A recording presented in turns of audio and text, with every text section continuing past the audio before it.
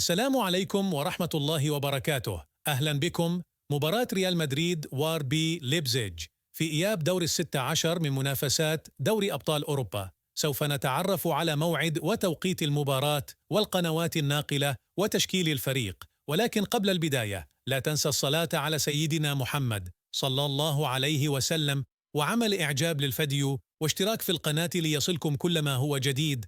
والتفاصيل الآن. بعد هزيمة جيرونا برباعية وتعزيز صدارة الدوري، يحل نادي ريال مدريد ضيفاً قوياً على نادي RB ليبزيج على ملعب ريد بول أرينا لايبزيج في إياب دور الست عشر من منافسات دوري أبطال أوروبا. وتأهل ريال مدريد إلى دور الست عشر بعد تصدر المجموعة الثالثة ب18 نقطة، وتأهل RB ليبزيج إلى دور الست عشر بعد أن احتل المركز الثاني في المجموعة السابعة ب12 نقطة خلف مانشستر سيتي المتصدر.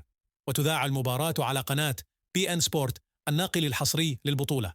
وتنطلق المباراة يوم الثلاثاء الموافق 13 فبراير في تمام 12 بتوقيت الإمارات وعمان، الساعة 11 بتوقيت السعودية والعراق والأردن وقطر والكويت وسوريا، 10 بتوقيت مصر وليبيا والسودان وفلسطين، 9 بتوقيت الجزائر والمغرب وتونس. تشكيل الريال: حراسة المرمى أندري لونين، خط الدفاع لوكاس فاسكيز وتشواميني وداني كارفاخال وميندي، خط الوسط كروس وبيلينغهام وفالفيردي وكامافينجا، خط الهجوم رودريجو وفينيسيوس.